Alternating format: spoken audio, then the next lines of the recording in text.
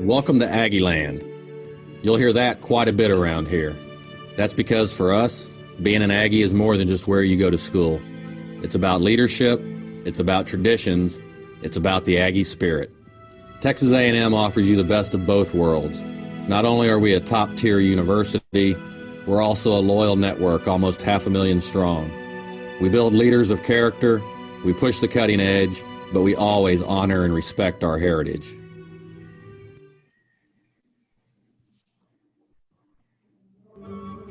Few schools can boast such a loyal fan base as Texas A&M, and the school's athletic department has given them plenty to yell about.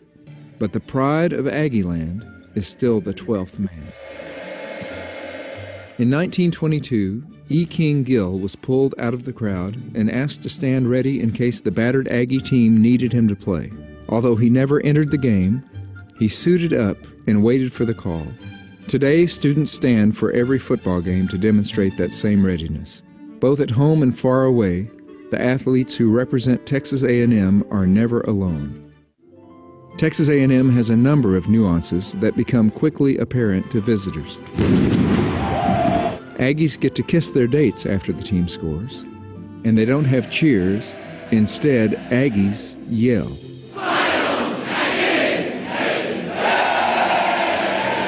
Since 1907, the 12th man has followed a select few students known as Yell Leaders.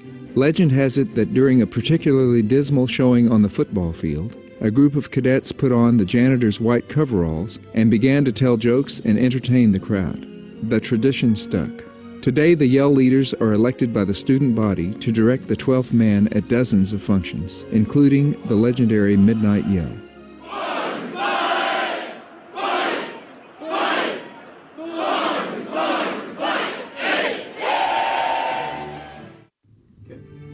Texas A&M has a long history of developing leaders.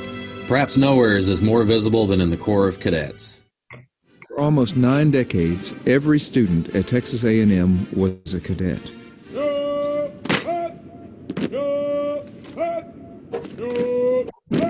Today, the Corps of Cadets accounts for less than 4% of the total student population, but their impact on campus remains unequaled.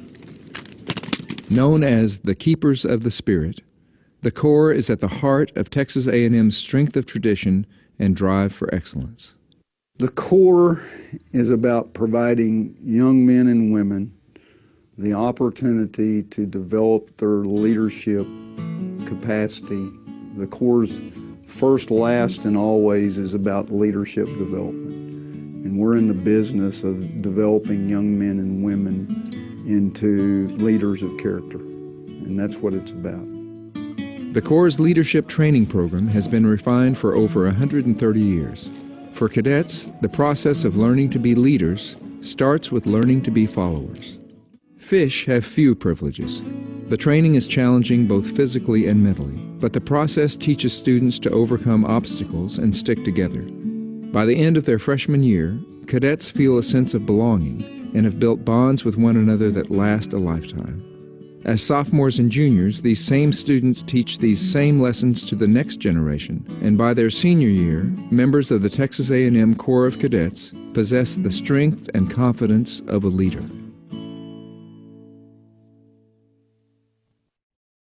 Time-honored traditions make Texas A&M unique. Traditions are how core values such as loyalty, respect, and selfless service are passed from one generation of Aggies to the next.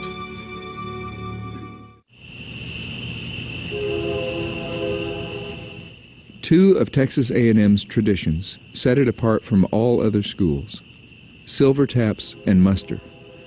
With these traditions, students and former students stand shoulder to shoulder and remember those who have gone before us. Silver taps, first observed for Sol Ross following his death in 1898, is one of A&M's most hallowed observances.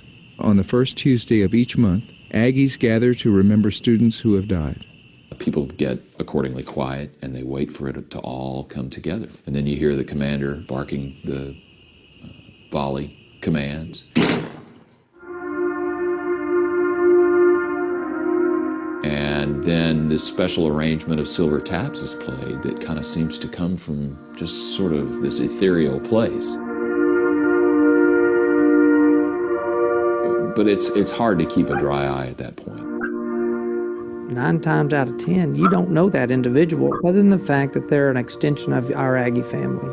It's hard to come away from that without an awing, wowed experience and a tear in your eye. I mean, it's a solemn experience, but it's very impressive.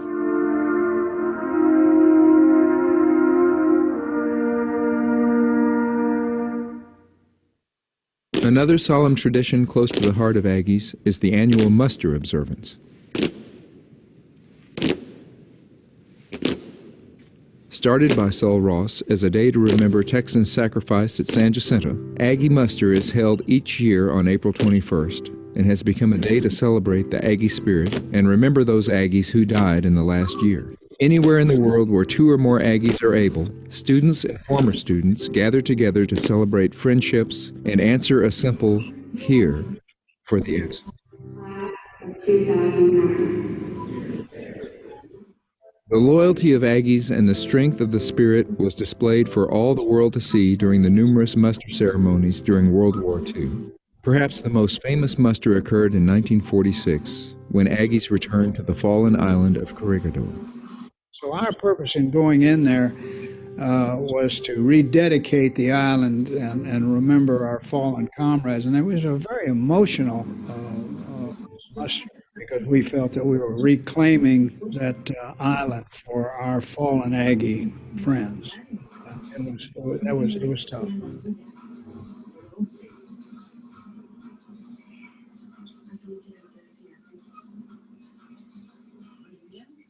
Being an Aggie is a privilege.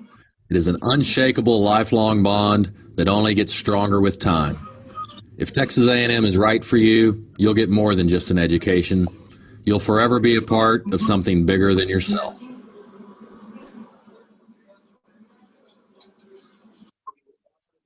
Thank you, Osvaldo. Well, howdy, Ags. I think we made it. Against all odds, we are here. We are plus 60 Aggies connected. For those of you who doesn't know me, my name is Vivian Carles. I am the Aggie Chair for the muster of 2020. So welcome everyone to our special night, the Aggie muster. As you know, due to COVID, Aggie muster will look different this year, but the spirit remains the same. This global event has undergone adjustments just like us since the last 45 days plus. We decided that even if conditions changed and our traditional annual evening at the Club Union or somewhere else was suspended, we had to keep the mood of seeing each other, to share in fraternity, to share, greet each other, embrace each other, and stay brave and faithful to our tradition, even at a distance. The organizing committee and godfathers of the longtime muster knew how to add energy and support to this project. I want to thank Teresa, Patti, Osvaldo, Mirlan, Reinhardt, Roberto, Carmen, Ilia, Lily. And you know, the list is very long, but I must admit from the design and planning, there were many more ideas. The time and complexities of the day-to-day ended up betraying us a little bit. But nevertheless, there will always be an opportunity to continue improving and adding, as I say, more salt and pepper to the equation for future musters. On this occasion, we continue to be united as a group of students, of former students, and alumni of one of the best universities, Texas A&M. So if you have any problems with the internet, computer, your smartphones during the event, don't worry. We'll be recording the entire session. So who did not have the opportunity to connect, we'll see the video. And also Texas A&M is gonna post the video after the event in the muster website. So it's gonna be public.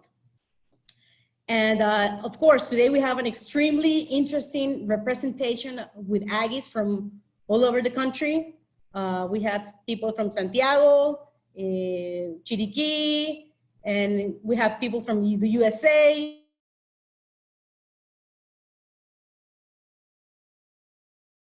Honduras. Howdy, Aggies. Howdy. Thanks for being here and keep on the Aggie spirit. I have to say that Murphy is real. I had a router issue 15 minutes prior to the event. So we are still here. Thank you. As A&M former students come together in all parts of the world, we pause to acknowledge the many blessings that we have come our way the past years. We are humbly grateful for our Aggie heritage. We desire our sense of fellowship to spread to people in all schools and nations in order to bring the men and women of the world into a new bond of friendship and mutual understanding. In our fellowship, we pause to remember those who are absent. We may have a deep appreciation for the great examples and sacrifices given by those of us whom we honor by silver taps. We wish for strength to try to do our task better in service to humanity, our nation, our university, our friends, our family. May this occasion inspire us to be strong in body, keen in mind, and friendly in society. Tonight, we have a speaker loved by all, who always fill us with pride for her achievements and courage. I would like to invite Alberto Alemán Subieta to share a few words and to present our master speaker. So you can unmute Alberto, Patricia, please. Well, howdy. Aggies, this is a very special day, San Jacinto Day, Aggie Mustard. In my case, I am celebrating 41 years of marriage. I decided to marry on the San Jacinto Day. For me, it's a very great privilege to present to, actually, I don't know why I have to present her because everyone knows her. Not only here in Panama, she has transcended this country and actually make us all very proud. I had the immense privilege to work with Ilia, to know her and to know what she's made of. She has a very unique story, and I'm not gonna tell that. I hope that she will tell that, which actually show character and leadership. Today, we are all very honored to have Ilia as the Deputy Administrator of the Panama Canal. When I was the Administrator of the Panama Canal, Ilia was actually shining in that institution. And that is why she went up the ranks and she ended up managing and directing the most important works that we had. That is the expansion, and even further now, she has even bigger responsibilities in being the first woman to hold the second most important job at the Panama Canal. Not only she's a super professional, she's a great lady, great, I would say, person in every aspect. And when she truly reflects what A&M is all about. It's about leadership. And she is really a real leader. And I am honored to introduce to you Ilia Marota. So if we can have an applause. Ilia, the stage is yours. And next president of the Republic of Panama. Thank you so much. Thank you, Alberto, for your kind words. I love working with you. It was a fantastic time when you were in the canal with us. Well, I'm going to talk a little bit about today, what's happening today in our canal, coronavirus. I was telling people that, and mainly my kids, that I feel like I'm living in a movie. It feels unreal. It's amazing that the world is going through what the world is going right now. It's something totally unexpected out of one of those sci-fi movies. And it took us by surprise, because even though we have seen that this was happening in China, it just felt so far away. And you don't know how fast this thing moves until it hits you. So when we were in the canal, it was like, well, we cannot shut the canal down. Absolutely not. We need to keep our workforce safe and motivated. So it was like overnight that we needed to change what we were doing. And we did a lot of brainstorming. And I'm going to tell you, it wasn't perfect from day one, but it has improved. It has improved with time. We had to really think of different ways of maintaining traffic and trying to keep people with the social distance. One thing that also came out of this coronavirus is that the networks that you have really came in handy. And a lot of my Aggie fellow friends, I reached out to Roberto and mutually about how were they doing things in their area, in our area, Carlos Fábrega too. So it's good to have that network. Eduardo Shaw, I don't think he's on the call today, but also he's in Ericsson. So it was really good to have an Aggie network of people you can reach out to and get not only insights on how you're dealing with these situations, but also giving each other encouragement. So one of the things that we did, we actually started working with a workforce of 3,600 people in the Panama Canal versus the 9,600 that we are. And we had to become very creative. We started working from home. That was something totally new for the canal. We started making 12-hour shifts, 14 days together, with a crew working 7 days on and 7 days off to try to keep some of the people isolated at home. So if somebody got sick, you could replace. And some of the things that are really daunting to us, for example, is when you have somebody from a tugboat that gets infected, you have the whole crew out of work. If you get a line handler infected, you get the whole crew out of work. So it's not just one person that you lose, it's a whole crew.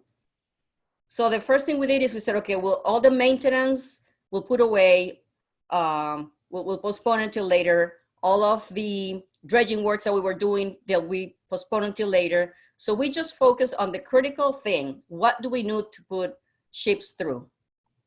On top of that, we had, of course, the water shortage issue, which we're still living. You know, this was one of the driest dry seasons that we're having, in a sense that we started with the lake very, very low. So one thing piled on top of the other one, and you have to keep the morale up. We also had to invest in all kinds of sanitation equipment, thermometers. We hired all kinds of nurses to take the temperature of all of our workers when they report to work, just to be able to identify cases early enough. We modified 3 vehicles so we could actually transport people that were having fevers or symptoms over to the hospitals where they could be treated or tested. So it's been a learning experience. The beginning, we struggled a lot with the unions. You know, we have 6 different unions in the Panama Canal. So times like this, you don't have down and negotiate with the unions on how we're going to do this. You know, we just got to do it. So that's how we proceeded. And of course, we're going to get some claims on the union. They already sent the letters, but you know, this is not business as usual. And that's, some people, I realize some people don't realize that this is not business as usual if your life has not been touched upon. So it showed me how people can look at the same situation in a very, very different way. So I have to say that 90% of the workforce has been very supportive. Some people, of course, are not very happy that they're being sent home on leave, on vacation, but to us, it's very important to keep the social distance. We had to rent hotels. We rented a hotel in the Pacific side and one in the Atlantic side because we have a lot of workers that live beyond Chorrera. You know, they live in Capira, Raihan, and they come to work every day. So you have to go through the Cerco Sanitario. So we rented a hotel in the Pacific and one in the Atlantic for the people that had to live very far from the city, or if you lived in Colón and you worked in Panama, or the other way around, because we're working 12-hour shifts, you could rest. So we actually have about 100 rooms in the Clayton Hotel in the Pacific and about 63 rooms in the Atlantic, and we have people staying in hotels so they don't have to commute too far. We also increased a lot of bus routes to be able to provide transportation to people so they could get to work and go home. And this is costing the canal some money, but we believe it's very important to keep the workforce motivated, safe, and provide good working conditions. So to those, that is key. The other big challenge that we have, and it was pretty amazing at the beginning, most of the workers were concerned, are we gonna get coronavirus from the ships transiting the canal? And we thought that's the way it would come, but it did not. Actually, none of the people, we have 30 people with coronavirus within the Panama Canal, my brother being one of them. Thank God he already went through it and he's out and he's back working. So from the 30 cases, nobody was got the coronavirus from a ship transiting the canal. And things actually went backwards. At the beginning, we were very strict with the ships and very reluctant and very untrustworthy. And now it's the other way around. Is when you go on the vessel, and actually I've done like 3 transits, and when I'm going to go into the bridge, the captain of the bridge tells me, you need to wear a mask and gloves. Before we had it mandatory to our employees. So now they're also concerned that we might bring the coronavirus on board. So we're cooperating a lot with each other. And I would say that the highlight of the coronavirus for us in the canal was the transiting of the Sand Dam and the Rotterdam. That was an amazing act of pilots that were volunteers that they say, we are willing. Actually, one pilot says, I am willing to transit both ships by myself. And after he said that, we contacted actually it was a simultaneous thing. The Ministry of Health contacted us and how can we make this happen? I had pilots telling me I can volunteer, and conversation started and we did it, and we did a fantastic job. We did a transit with only one pilot on each vessel. There were no cables to be tied to the locks. We put the Panamax vessel on the Neo-Panamax locks for safety. The pilot went central chamber, didn't use tugboats, didn't use line handlers. He went all the way. He did a transit in about 5 hours and 6 hours each one. We make sure that the scheduling was done perfectly so they could go straight through, nobody in front of them. We did it at night as a high value transit so we wouldn't have people trying to go see and take pictures and all that, even though there was quarantine, you know how people can be. But I am very, very proud of the Panama Canal workforce because they're putting their weight in gold. And we have been creative. We've had our ups and downs, but all in all, we're showing the world as a country that when you want things done and you have good people, they can be done. So with that, I give you a small wrap up on how things are in the Panama Canal today. And thank you very much. Thank you so much, Ilia, for giving us this wrap up and telling us everything you guys have been doing in the Panama Canal. It's very important for us, for all of the Panamanians and all of the people that are with us right now to know what you guys have been doing. And I'm pretty sure that some of you have some questions. So if you want to send them on the chat, I can read them to Ilia, or you can just unmute yourself and ask the question yourself. Does anybody have questions?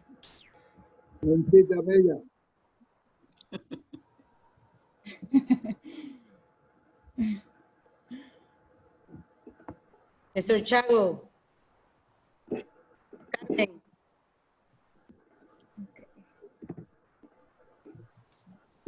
Yo tengo una pregunta, si el tío Chago no la va a hacer ahí, ¿no?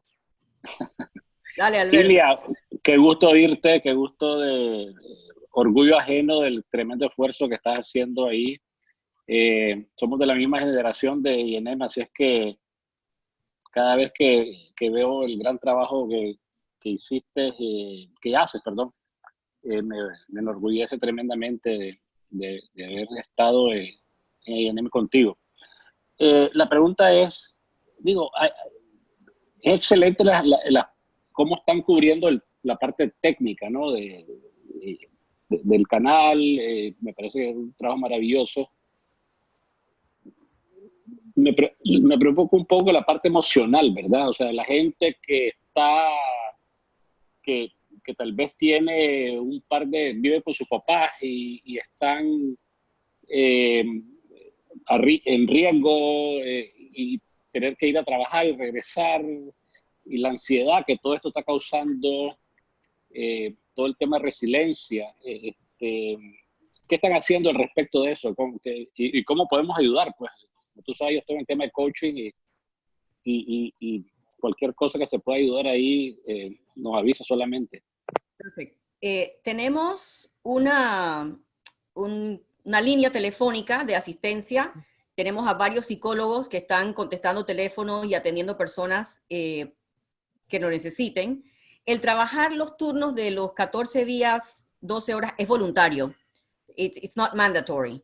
Y la persona que no le interesa, o sea, los primeros que le dijimos, si usted quiere irse a su casa porque vive con una persona que tiene problemas de salud, o si tú eres una persona que tienes alguna condición, go home. O sea, nosotros estamos haciendo todo esto voluntario. Nadie is being forced to work. Y nos hemos encontrado, por ejemplo, hoy casualmente me estaba diciendo un sindicalista que en el Atlántico ya habían personas que habían trabajado 14 días y que habían otras personas que querían trabajar para que los rotaran. O sea que al contrario, estamos teniendo de repente en algunas áreas más voluntarios de lo que necesitamos, pero esa ha sido la idea. Y creamos un centro de manejo de crisis en el Ascanio, que está manned 24 horas al día.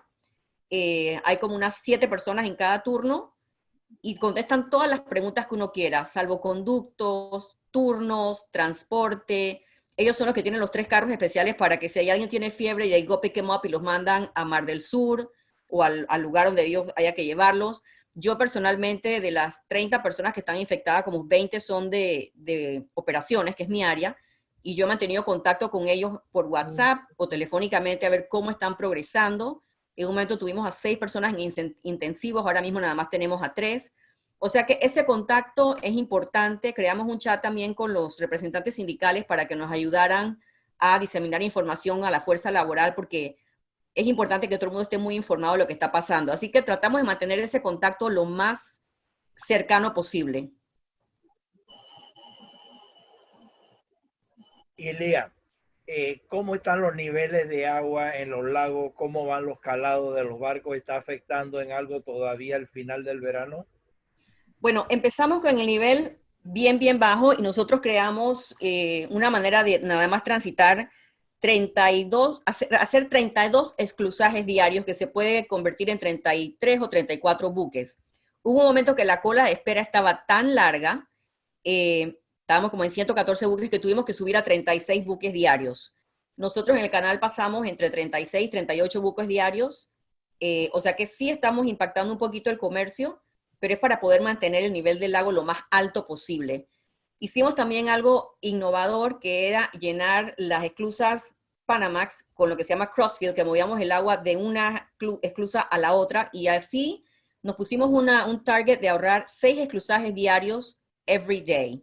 Entre eso, las tinas de ahorro de agua de las Panamax, hemos podido mantener el nivel del lago sin tener que dar restricciones de calado más allá de la que ya dimos.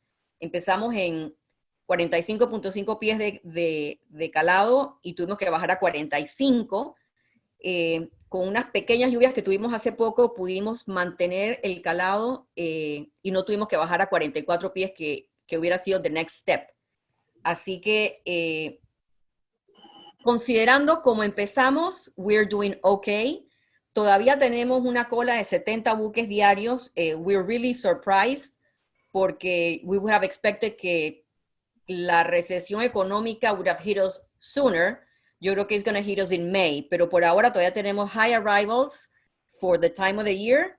Y bueno, we're putting 34 vessels per day so far, manteniendo el lago lo más alto posible, pero está bajo. But estamos dando un calado todavía que es fairly decent.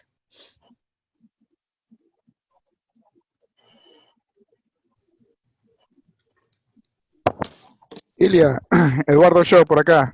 ¡Hey, Eduardo, estás ahí! ¡Qué bien! ¿Cómo estás, Ilia? Sorry que llegué un poquito tarde, sorry a todos. Buenas noches a todos. Oye, mi pregunta, no sé si ya hablaste de esto, pero mi pregunta era alrededor de cuál es el pronóstico del canal sobre las lluvias. O sea, ¿cuándo creen que van a empezar? Digo, ya entiendo que ya estamos como en periodo de transición, pero ¿viene o no?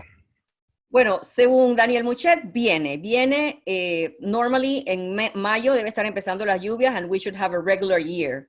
Así que we're really praying for it, we're hoping for it. Eduardo es uno de mis, ¿cómo se dice? Mentors para seguridad.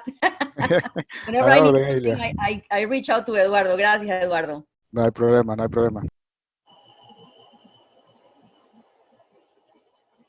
Ilya, Kevin wanted to ask, would water desalination for drinking water help with the shortage?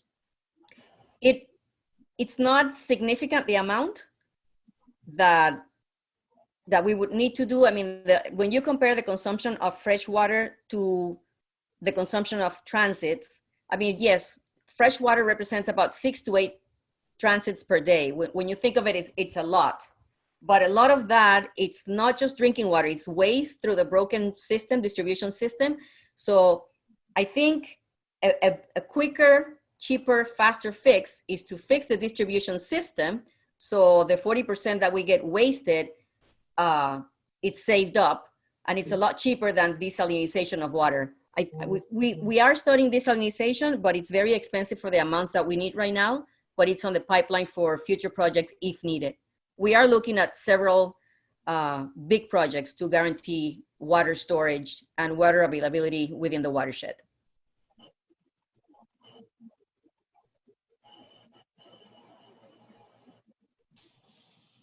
Ilya, dígame. Están hablando de desalinizar. Eso estaría bien a lo mejor para el agua que se toma en la ciudad. Para el canal pienso que no es factible, pero comparando el costo de desalinizar con bombear esa agua de regreso al lago Gatún, la que sale de los esclusajes. Very expensive. Comparado con desalinizar. Los dos son muy caros. Hay mejores opciones que nos dan más agua a un menor costo. Pero eso no está ruled out for the future. Nosotros estamos desarrollando un portafolio de proyectos de agua donde estamos viendo desalinizar, estamos viendo pumping the water back in, pero tendría que ser desalinizada before pumping it back in. Más económico sería desalinizar water for drinking water, pero uno de los proyectos que estamos analizando es hacer smaller lakes within the lake.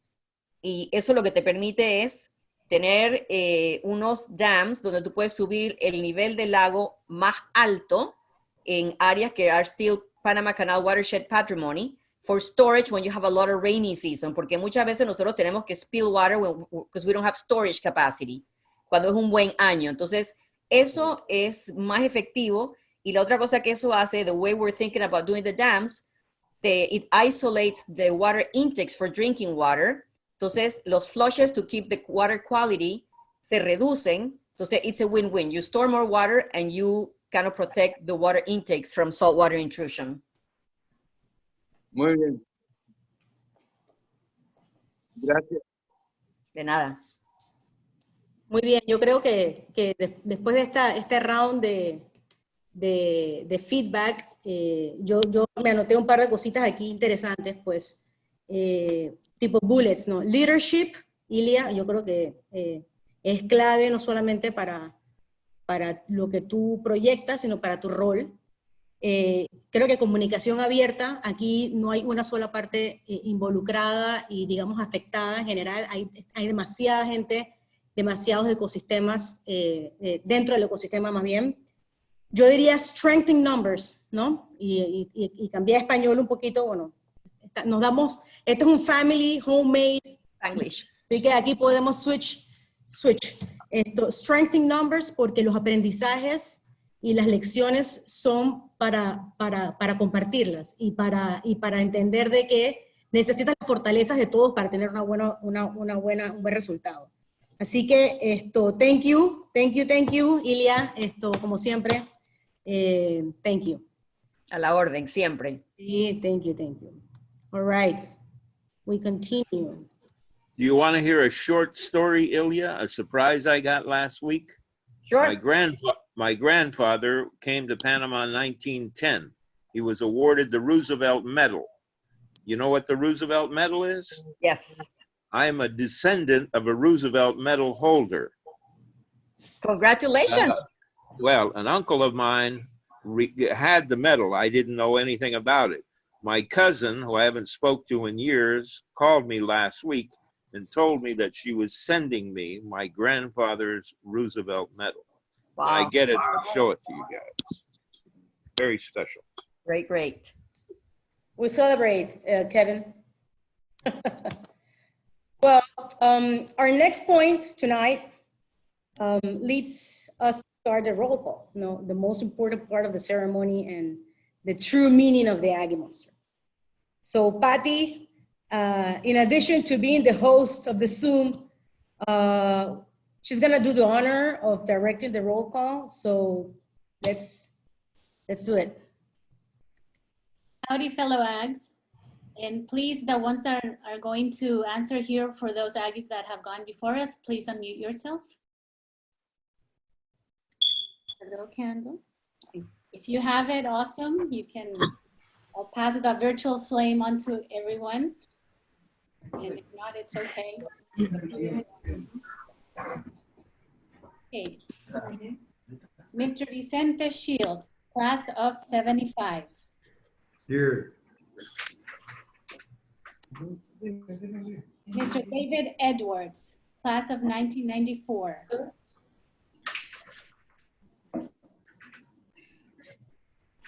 Here. Dr. Sara Luna, class of 2010. Here. Ms. Donna Pratt, class of 2005. Here.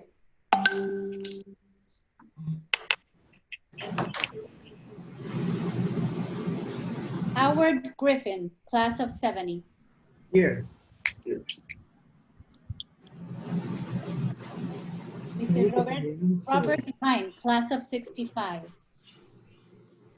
Here. Mr. James Summerlin, class of 1980. Here. Mr. Jay Rushing, class of 1985. Here. Mr. Steve Jackson, class of 1990.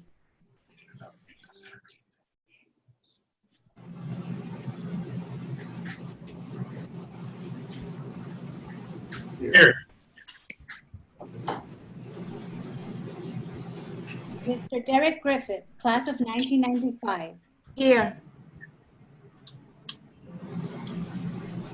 Mrs. Leslie Herlocker, class of 2000. Here. Dr. David Sines, class of 2015. Here. And Mr. Luis Chacin, class of 1985. Here. Can we add Enrique Garcia, class of 45, please? Enrique Garcia, class of 45. Here. Here. Here. And that concludes the roll call for this evening. And then we all pray for the souls of the Aggies that have passed before us. Thank you.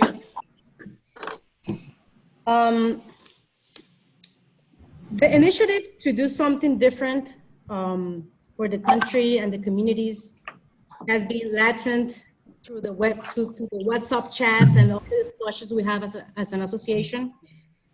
We have seen that the national and world situation gives way to crystallize this much needed social support. So in that line, Teresa, if you explain a little bit about the Aggie Given motion that we created for this event.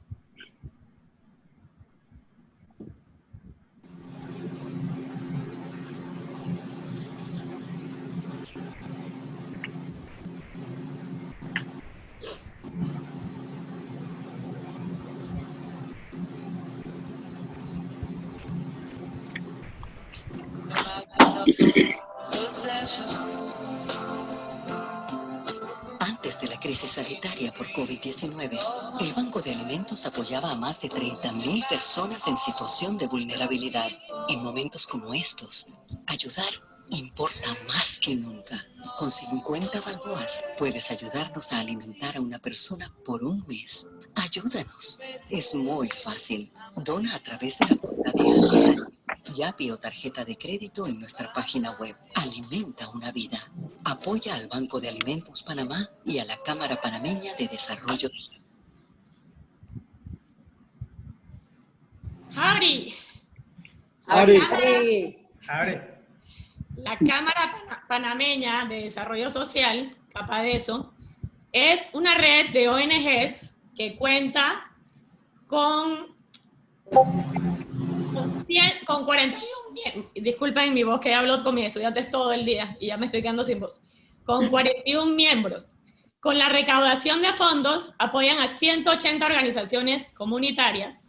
Capaz de eso está impulsando una campaña para alimentar a la población vulnerable del país y su meta es alimentar a 20.000 personas en los próximos 3 meses. El Panama A&M Club se ha unido para hacer una donación total de 1.700 balboas, que me emociona mucho, y esto se traduce en más de 3.000 platos de comida. Gracias, Aggie, de todo corazón. Excelente, excelente. Y ha sido en menos de una semana. Yo creo que todos estamos identificados con la causa. Es una gente muy responsable y pues sentimos que seguir ayudando en alimentos va a ser uno de los apoyos claves. Así que thank you por la moción y todos el apoyo. Todavía no se cierran los apoyos. Sacamos la cuenta, Teresa, y son arriba de 3.000 comidas los que tenemos ahorita mismo, en base a lo que para ellos es el funding de una persona por 30 días. Y la idea fue que en lugar de pagar lo que usualmente pagamos para el Monster, que esto fuese para ayudar, para ser solidarios en estos momentos, ¿no? Que es un momento muy difícil para muchos que tal vez no son tan privilegiados como nosotros. Vivian, chicos, tengo a Gary en el WhatsApp para que lo salude porque no pudo meterse en el Zoom. Él nos está viendo por WhatsApp. Hola, Gary. Hola, Illa. ¿Qué tal, Gary? Hola, ¿Es el tema de tecnología, Gary? Sí. Malo, Yopi. Bueno, ahora estamos completos. Y ahora sí es bueno que abran todos los micrófonos porque viene la oportunidad de nominar a nuestro próximo Monster Chair del 2021. Un aplauso. Hemos probado que la tecnología está para quedarse, para adaptarse y para facilitarnos la vida hasta cierto punto, sin perder el calor de la proximidad, aunque sea virtual, en un evento como este. Creo que siempre pues, el dinamismo y las mentes frescas son buenas, así que se queda abierta la sala para proponer a nuestro próximo chair. O que sea voluntario también. Puede ser voluntario. Miramos a José Mariño, Class of 2016. Wow. Sí, in favor, raise your hand. Fresh blood. Raise your hand. José Mariño, Class of 2016. All in favor, raise your hands, please. Busquen su pantalla para que le miren la cara. ¿Dónde está? No, sí, está por ahí. Por favor, habla. ¿Dónde está? Por ahí está, por ahí está. Sí, ahí está. José Ricardo, José Ricardo, te toca hablar. Bueno, buenas noches, ¿no? ¿Cómo están? Hey, Dani, ¿qué tal? Hola, hola. Hola. Hola, ¿qué tal? Howdy. Howdy. Bueno, primero que todo, pues muy agradecido de estar aquí, ¿no? Y de poder ver el network, ¿no? Juntos, ¿no? Independientemente de la situación actual. Bueno, super. Switching to English again. Oh, We very are, grateful for the opportunity given. Very happy to see you all here, despite the situation, and knowing that given the situation, we still can see each other. This time with technology, and hopefully we can continue to share all these special times together. Very good. Thank you, Jose. You're going to have a complete support cast. Don't worry. Don't be afraid. Look forward to it. Thank you. Well, then we are ready to for the closing of the ceremony. Please, everyone, stand up. I hope you're wearing pants, everybody. Stand up if you can. Suban la computadora con ustedes. Súbanle la monitor, ¿no? The 2020 Texas A&M Master at Panama and friendly countries is now complete. I charge you each remain firm your loyalty, humanity, and to your country.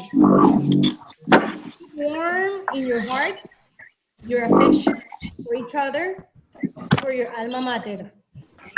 Master is dismissed until April 21st, 2021. And may good fortune smile upon us until we meet again. So this is the closing. Thank you all for participating. We have the end. At the end, we have the fun part, of course. Osvaldo and Mirela,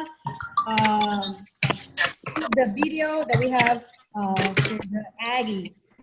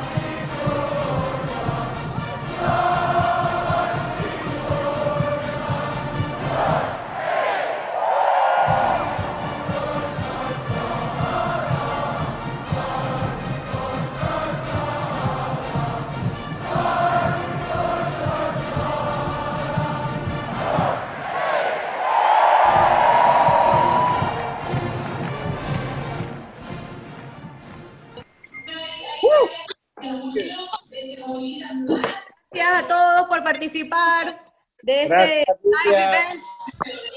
Vamos para adelante, Vivian. Gracias por todo, Vivian. Cuídense. Gracias a todos.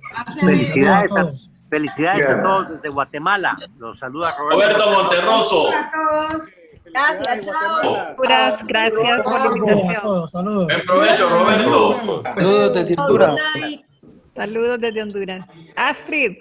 Desde México. ¿Cómo estás, Elena? Te estoy viendo. Y desde Washington también un gran abrazo a todos. Oh, wow, qué cool. Chao. Bye. Chao. Felicitaciones. Excelente. Hey, Gary lo Saludos, hizo. Fred. Saludos Gary a was Fred present. también, Yay. allá en Texas. Vaya, Fred. Fred en Texas. I'm gonna vote for Wolfram. you. Saludos, Iván. Chao, I'm gonna Roberto. vote for Saludos, you. Ilia.